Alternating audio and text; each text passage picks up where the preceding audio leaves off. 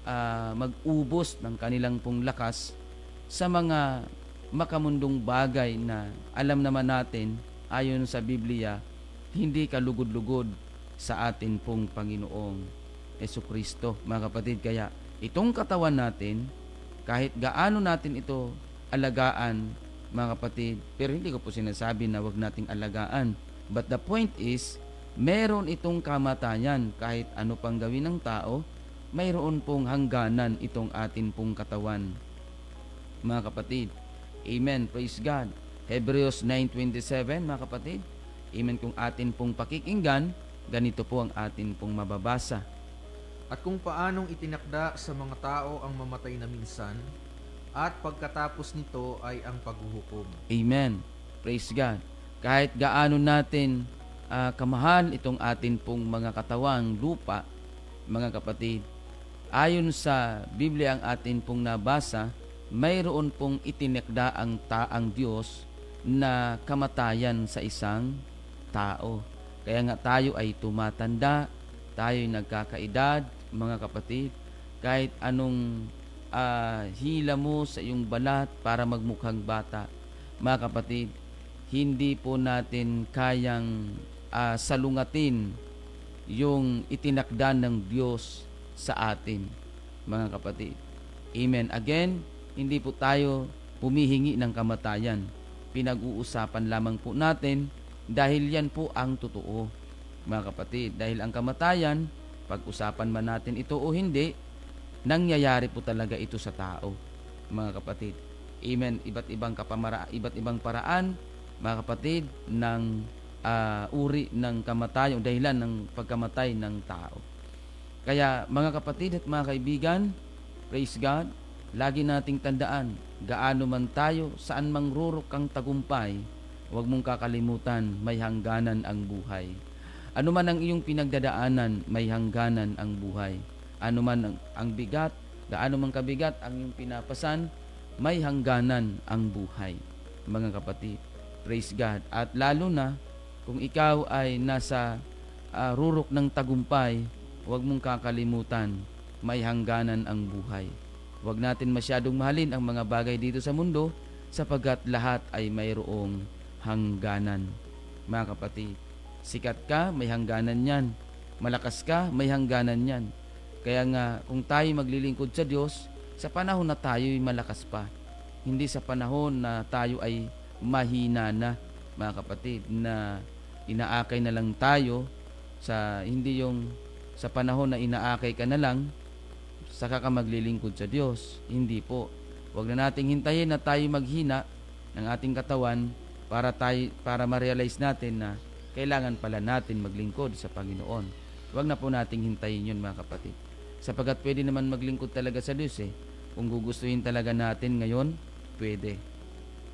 So, mayroon pong kamatayan pagkatapos ng buhay natin dito sa mundo. At ang pangalawa, na ilan sa mga katotohanan na hindi natin maikakaila sapagkat totoo ang sinasabi ng Biblia. Ang sinasabi po dito sa 2 Korinto 5:10, mga kapatid, pakinggan natin. Sapagkat tayong lahat ay kinakailangang mahayag sa harapan ng hukuman ni Kristo upang tumanggap ang bawat isa ng mga bagay na ginawa sa pamamagitan ng katawan ayon sa ginawa niya, maging mabuti o masama. Amen. Tayong lahat, ang term na ginamit doon, kinakailangan, mga kapatid. So hindi po pwedeng, hindi po dito sinabi na pwede, mga kapatid. Pag sinabing kinakailangan, talagang yun ang mangyayari. At kailangan talagang mangyari. Dahil tayong lahat, kinakailangang mahayag saan? Sa harapan ng hukuman ni Kristo. So, masdan natin, pansinin natin ang talatang ito. Sabi ni Apostol Pablo sa mga taga-Korinto, hukuman ni Kristo. Haharap tayo sa hukuman ni Kristo upang tumanggap ang bawat isa. Hindi po bawat pamilya, hindi po bawat angkan, hindi po bawat nasyon, hindi bawat syudad, kundi hindi po bawat simbahan, kundi bawat isa, bawat tao, mga kapatid. Amen. Para tumanggap, mga kapatid, ng ang bawat isa ng mga bagay na ginawa sa pamamagitan ng katawan. Kung anong mga ginawa nitong ating katawan, mga kapatid, amen, kumbaga, yun ang huhukuman sa atin, amen, sa pagharap natin doon sa hukuman ni Kristo, mga kapatid. At ang sabi sa Roma 14:12, mga kapatid, ganito po ang ating mababasa, mga kapatid.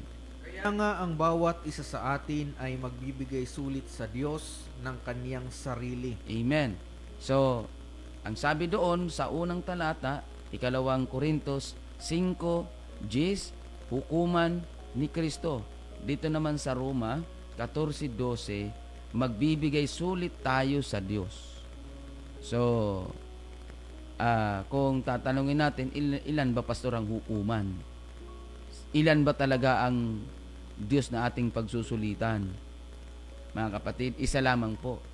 Amen. Kaya kung mapapansin natin dito, si Pablo talaga nangangaral na walang ibang Diyos kundi ang ating Panginoong Hesukristo.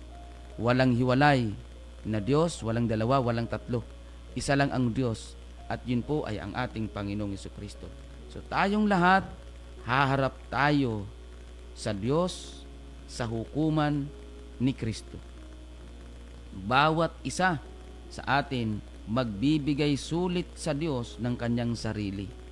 Kaya kung kayo po ay, kaya sa lahat ng mga tao na ngayon ay nag-e-enjoy na gumawa ng masama, gumawa ng hindi mabuti sa kanyang kapwa, mga kapatid, amen, ito ang panahon para mapag-isip-isip natin at mapagtanto natin na kailangan mong ihinto anuman ang mga bagay na ginagawa mong masama, kasi ipagbibigay sulit mo yan sa Diyos. Mayroon pong hukuman, mga kapatid, na huhukom sa atin, sa bawat tao, sa lahat ng kanilang mga ginawa. Kaya ito po ay paalala sa mga gumagawa ng masama, sa mga nagpapatuloy na gumawa ng masama, sa mga nag-i-enjoy na gumawa ng masama. It is a reminder sa bawat isa sa inyo, sa pangalan ng ating Panginoong Hesukristo, magsisi tayo sa ating mga ginagawa. Talikuran na natin at itigil lahat ng ginagawa mong kasamaan, mga kapatid at mga kaibigan, sapagkat ipagbibigay sulit mo yan sa ating Panginoon.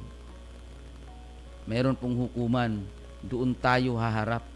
Kung dito sa hukuman, kung dito sa lupa, kung ang hukuman dito sa lupa ay napapawalang sala pa yung mga gumagawa ng masama, mga kapatid, sa harapan ng hukuman ni Kristo, mga kapatid, kung ano ang iyong itinanim, kung ano ang iyong ginawa, mga kapatid, wala na pong magpapadrino doon sa inyo.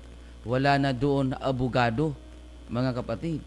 Dahil kahit ang mga abogado dito sa lupa, ipagbibigay sulit din nila sa Diyos ang kanilang mga ginagawa, mga kapatid.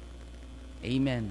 Sa hukuman ni Kristo, wala na pong abogado doon na magtatanggol sa iyo, na kahit ang mali mong ginagawa ay ginagawa nilang tama, kahit ang ginagawa mong tama ay ginagawa nilang mali, mga kapatid.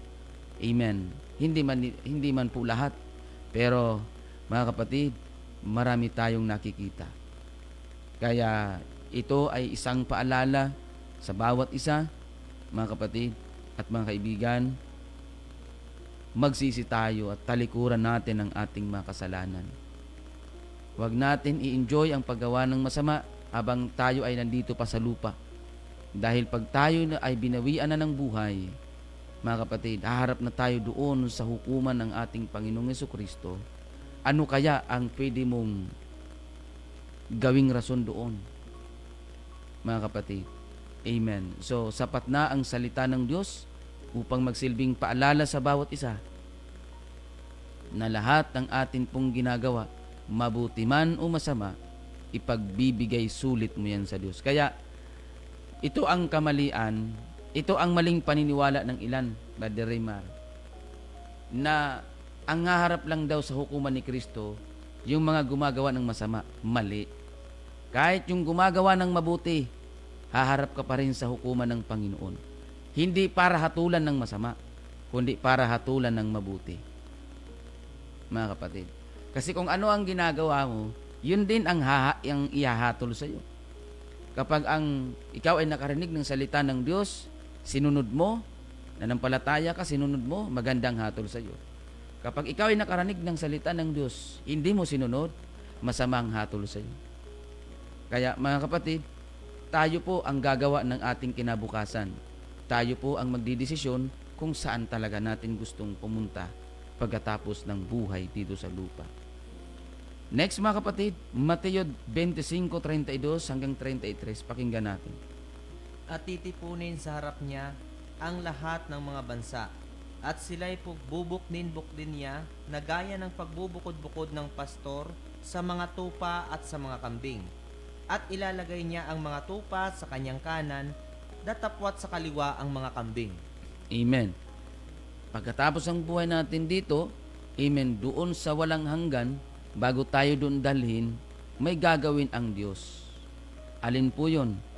Pagbubukod-bukurin ng Diyos ang tupa at ang kambing.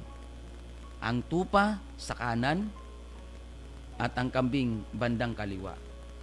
Ang tupa po, ito po ay ang mga tao na sumunod sa Diyos at mga taong naglingkod ng may katapatan sa Diyos, nagpasakop at nag-alay ng buhay para sa Diyos. Ang kambing naman, mga kapatid, ito yung mga tao na akala mo nagpapakumbaba, pero hindi. Ibig sabihin, galing sa kanilang puso ang pagsuway. Galing sa kanilang puso ang takwil sa Diyos, mga kapatid. At hindi pagsunod, mga kapatid. Ang kambing, sila yung mga tao na pinakikinggan lang ang salita ng Diyos, pero hindi nila sinusunod. Sila yung mga tao na pinapayuhan mo ng tama, pero hindi sinusunod. Sila yung mga tao na pinapayuhan mo ng mabuti, pero mas pinipili ang masama. Sila yung mga tao na mas pinipiling gumawa ng kasamaan kaysa gumawa ng kabutihan. Yun po yung mga kambing. Mga taong ayaw maglingkod sa Diyos, ayaw manampalataya sa Diyos. Ang mga tupa, sila yung mga tao na naging masunurin sa utos ng ating Panginoong Hesukristo. Kaya ano ang gagawin dahil pinagbukod-bukod? Ang kanan, sa kanan, mga tupa. Sa kaliwa, mga kambing. Ano ngayon ang mangyayari? Excuse me. Ano ngayon ang mangyayari sa mga kambing o sa mga tupa at mga kambing na pinagbukod-bukod ng atin pong Panginoon? Mga kapatid, sa araw na yon, ano ang gagawin sa kanila ng Diyos? Bakit pinagbukod-bukod? Excuse me. Bakit binukod ng Diyos ang tupa at kambing? Ano ang mangyayari sa kanila? In verse 34, amen, mag-jump tayo sa 41, Brother Angelo. 34 and 41 verse, mga kapatid, ng Matthew chapter 25. Pakinggan natin. Kung magkagayoy sasabihin ng hari sa nanga sa kanyang kanan, magsiparito kayo, mga pinagpala ng aking ama. Manahin ninyo ang kahariang nakahanda sa inyo, buhat ng itatag ang sanlibutan. Kung magkagayoy sasabihin naman niya sa mga nasa kaliwa, magsilayo kayo sa akin, kayong mga sinumpa, at pasaapoy na walang hanggan na inihanda sa diablo at sa kanyang mga anghel. Amen. So, purihin ang salita ng atin pong Panginoon, mga kapatid. Doon natin nakita kung ano ang magiging kahihinatnan ng tupa at ng kambing, ang paghihiwalay ng tupa at kambing. Bakit pinaghiwalay? Kasi iba po ang lugar na pagdadalhan ng Diyos sa mga tupa at iba rin ang lugar na pagdadalhan ng Diyos sa mga kambing. Ang mga tupa, dadalhin ng Diyos, mga kapatid, sa kahariang inihanda niya, buhat pa, mga kapatid, amen, nang itatag ang sanglibutan. Ibig sabihin, may inihanda na talaga ang Diyos para sa mga taong gustong at nais o mayroon pong willingness na maglingkod sa atin pong Panginoon. So, ang mga tupa na mga masunurin sa Diyos, mga kapatid, yung mga tupa, sumisimbolo sa mga taong masunurin sa Diyos. Yan po yon. Ang mga kambing naman, sumisimbolo sa mga taong masuwayin sa Diyos.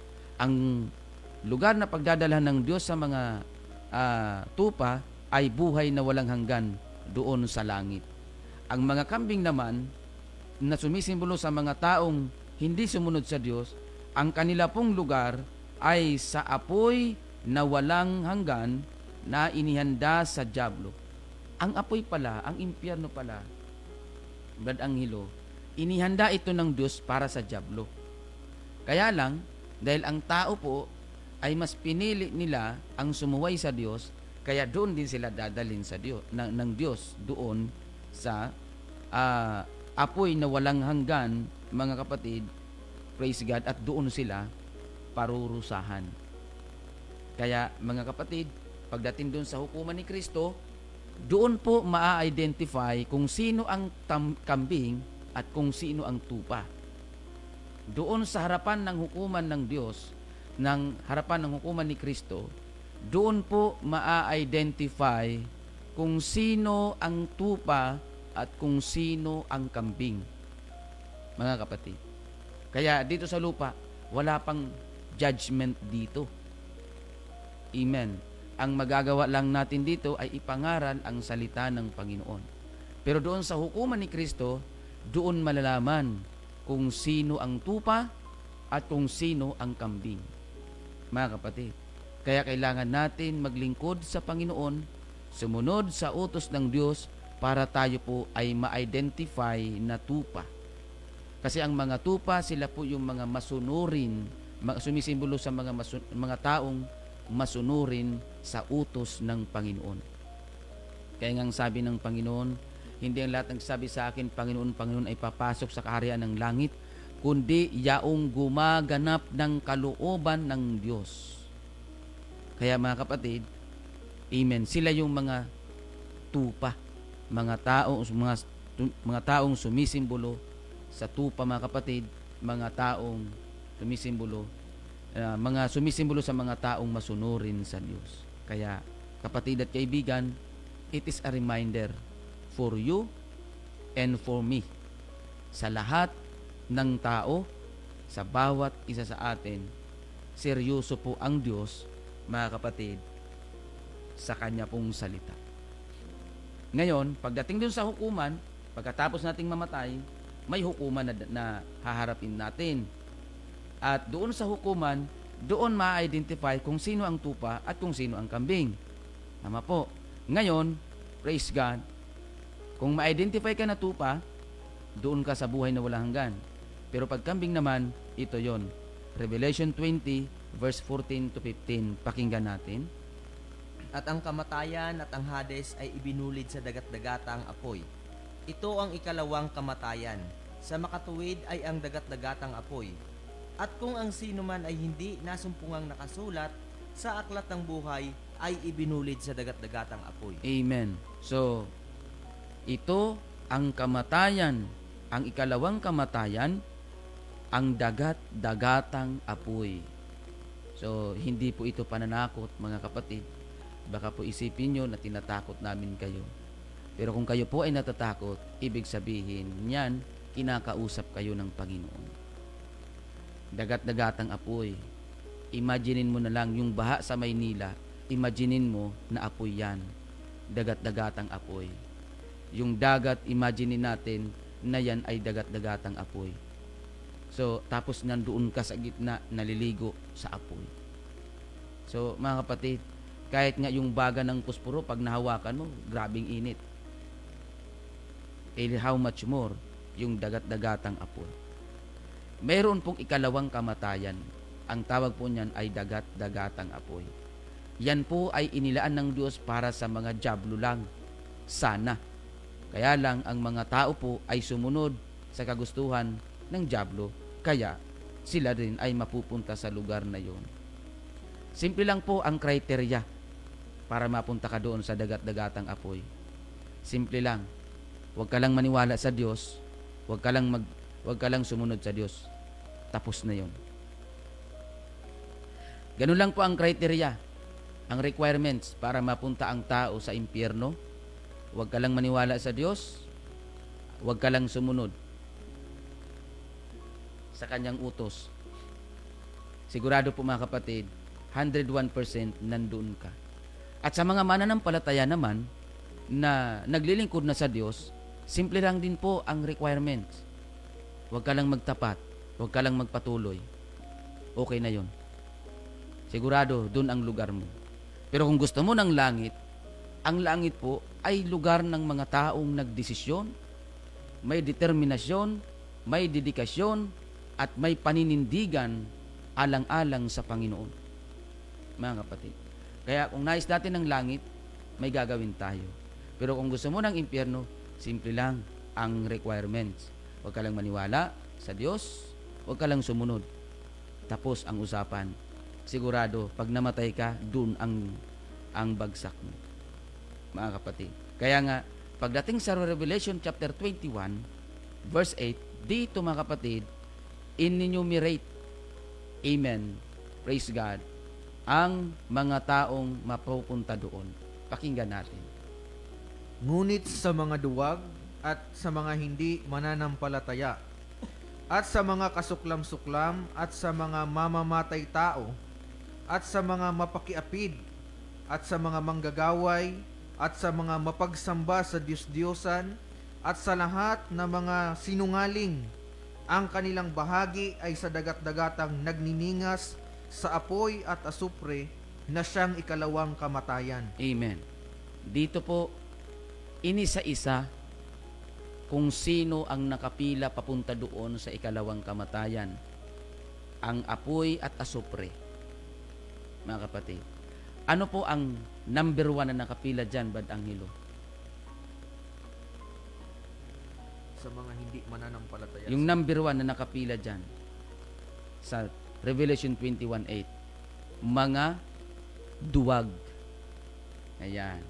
Yung mga duwag, pag sinabing duwag, alam mong tama, pero hindi mo ginagawa. Alam mong tama ang maglingkod sa Diyos, pero pinipili mo ang sumunod sa kagustuhan mo. Alam mong tama ang manindigan, pero nagpapadala ka sa mga opinyon ng mga taong wala naman talagang karanasan tungkol sa Diyos.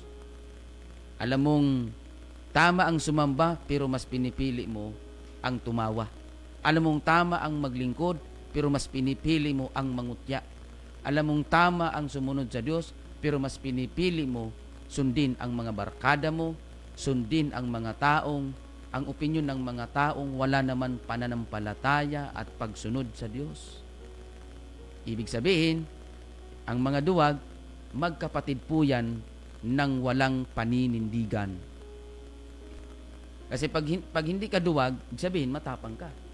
Ang mga taong hindi duwag, mayroong paninindigan na kahit inuusig na siya, kahit pinagtatawanan na siya, kahit inaalimuran na siya, kahit inaalipusta na siya, kahit may problema siya, kahit may pagsubok siya, kahit may karamdaman, may kagipitan, may kawalan, pero nagpapatuloy pa rin siya sa pagtatapat.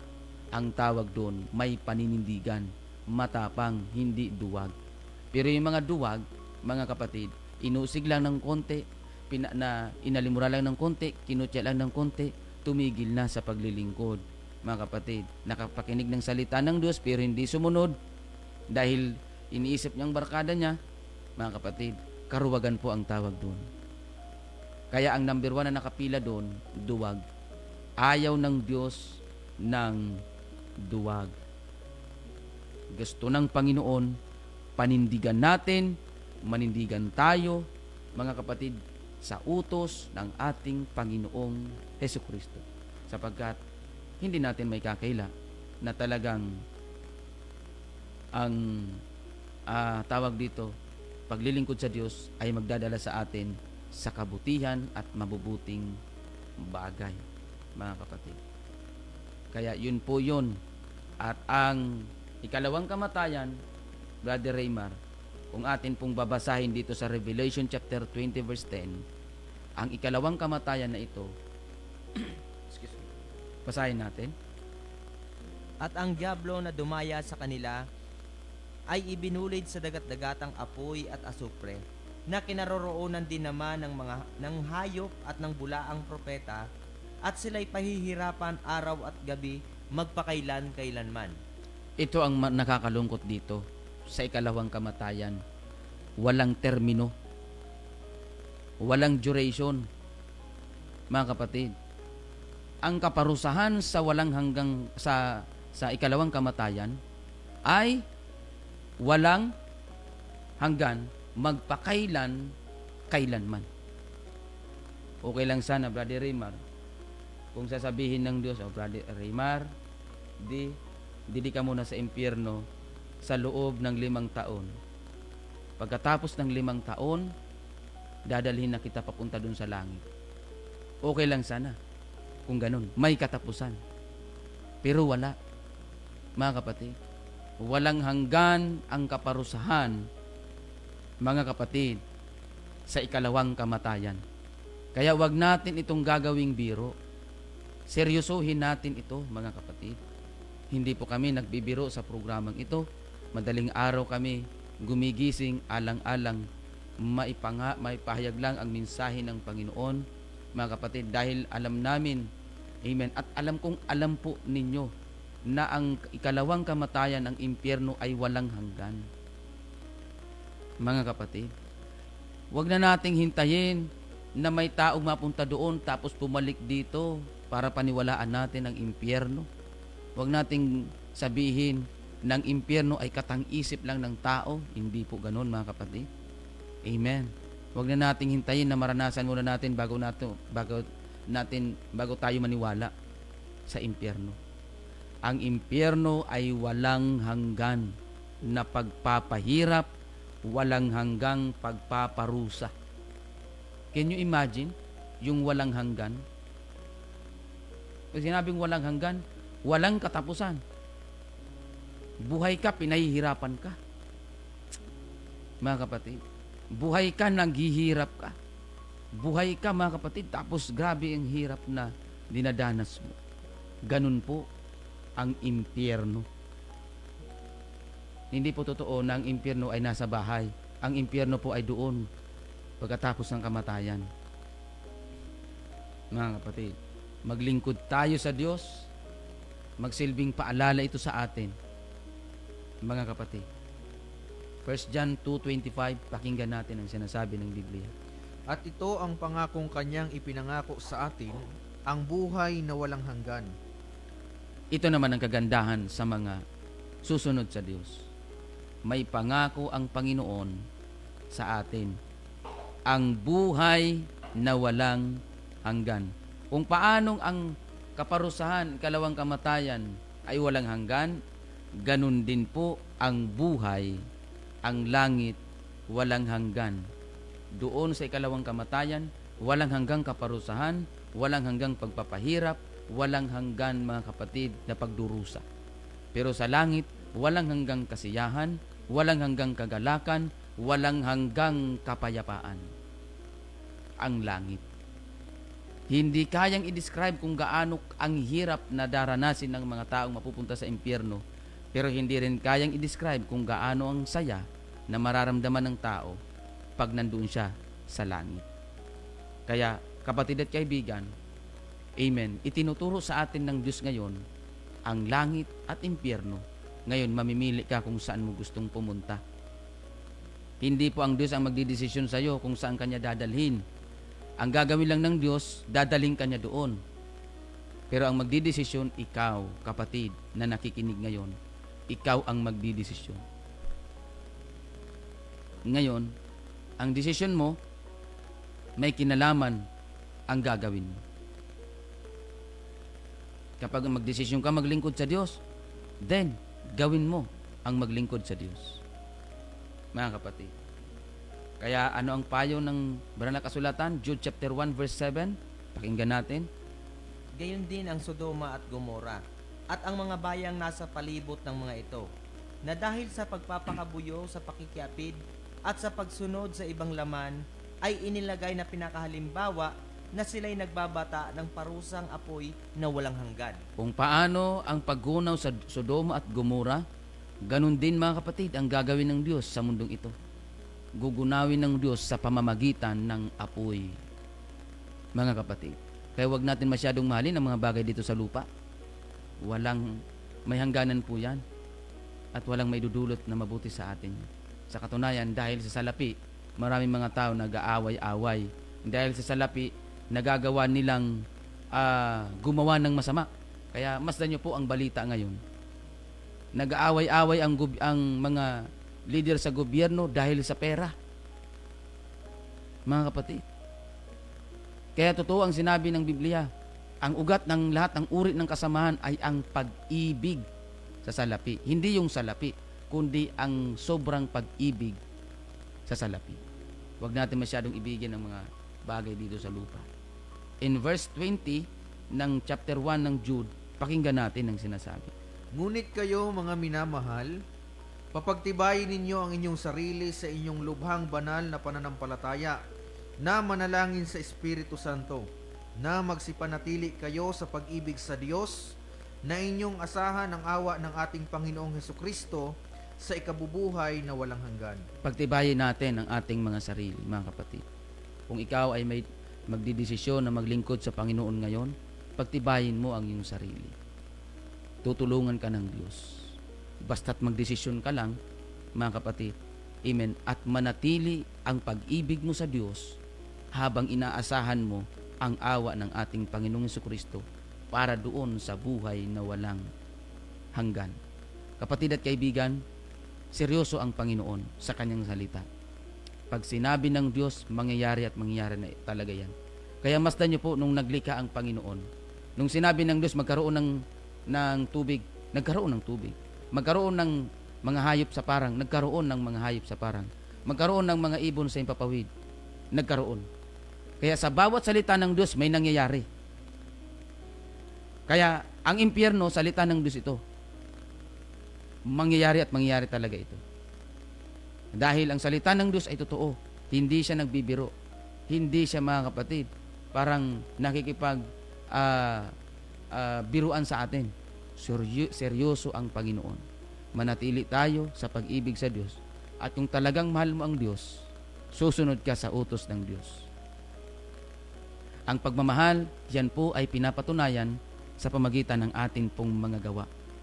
Sa pamagitan ng ating pong kilos. Kaya, ang totoong nagmamahal sa Diyos ay ang mga taong sumusunod sa Diyos. Ang totoong umiibig sa Diyos ay ang mga taong nagmamahal, ang sumusunod at naninindigan para sa Diyos. Last verse, mga kapatid, na atin pong may paglilingkod. 2 Pedro 3:14. Basahin po natin. Kaya nga, mga minamahal, yamang kayo'y nagsisipaghintay ng mga bagay na ito, ay pagsikapan ninyong masumpungan kayo sa kapayapaan na walang dungis at walang kapintasan sa paningin niya. Habang tayo naghihintay, mga kapatid, praise God, nawa tayo ay masumpungan sa kapayapaan, walang dungis at walang kapintasan. Ano ba, pastor, ang nagdudungis sa isang tao? Walang iba kundi ang sistema ng mundo. Yan po ang nagdudungis sa tao. Yung sistema ng mundo at yung kasalanan na nagagawa ng tao, mga kapatid. Ibig sabihin ni Apostol Pedro, ilaga natin, iwasan natin at sikapan natin, mga kapatid, na gumawa ng kalooban ng Diyos kaysa sa kalooban natin. Kasi kapag ang kalooban natin ang magawa natin, kasalanan yun. Pero kapag ang kalooban ng Diyos, mga kapatid, kaluwalhatian para sa Diyos at kabanalan, mga kapatid. Amen. At kapag ganun ang ating ginawa, amen, praise God, ang ibig sabihin ng talatang ito ay preservation. Habang tayo naghihintay sa mga kapwa ko mananampalataya, i-preserve natin yung pagkatawag ng Diyos sa atin, i-preserve natin yung kaligtasang inilaan ng Diyos para sa atin, yung assurance of salvation habang tayo nandito pa sa lupa. Dahil kapag hindi mo yan preserve, pwede yang mawala, pwede yan makontamina ng kasalanan. Sa mga hindi naman mananampalataya, it is a reminder to every one of you, mga kapatid at mga kaibigan, amen, na ating seryosohin ang salita ng Panginoon, seryosohin natin ang paglilingkod sa Diyos, manampalataya tayo, sumunod tayo, yakapin natin ang mga salita ng Panginoon. Maraming salamat po mga kapatid sa inyong lahat sa pakikinig. Huwag nating kakalimutan ang mga katotohanan ito, amen, na atin pong kakaharapin pagdating sa panahon, sa oras na ito ng atin pong kamatayan. Maraming salamat po sa lahat ng mga nakinig. Maraming salamat po sa lahat ng mga sumubaybay. Tayo manalangin. Panginoon, salamat po sa pagbabasa ng iyong salita. Salamat po sa mga pag-aaral. Salamat po sa paalalang ito. Sa amin pong mga kababayan, sa amin pong mga kapwa mananampalataya. Sa bawat isa sa amin, ang paalalang ito, O Diyos, ay totoo at kailangan naming seryosohin. Lord, patuloy mo pong hipuin ang puso at isip ng lahat ng mga sumubaybay, lahat ng mga nakinig, lahat ng mga nanood. Touch their hearts, Lord. Touch their mind at patuloy mong buksan ang kanilang mga kamalayan sa iyong banal na salita. Be with them, Lord. Tulungan mo po silang magdesisyon na sumunod sa iyo ayon sa iyong banal na kalooban. In Jesus' name we pray. Amen. Mga kapatid, maraming salamat po sa inyong pagsubaybay. Ako po muli ang inyong lingkod, Pastor Alfred Generalo ng United Pentecostal Church, Matnog. Amen, na inyo pong nakapili ngayon. Salamat po sa inyong pagsubaybay. Salamat po sa panonood, sa lahat ng mga nanood sa Facebook Live. Hindi ko naman po kayo mabati isa-isa sapagkat ang oras natin ay lagpas na. Maraming salamat din po sa atin pong technical side, Paring Box. Maraming salamat po maging sa atin pong Bible reader, Brother Raymar Bard Angelo. Muli, ako pong lingkod, Pastor Alfred Generalo ng UPC Matnog. Huwag po nating kakalimutan, lagi nating tandaan, sa Jesus lamang po ang ating buhay na pag-asa. God bless everyone.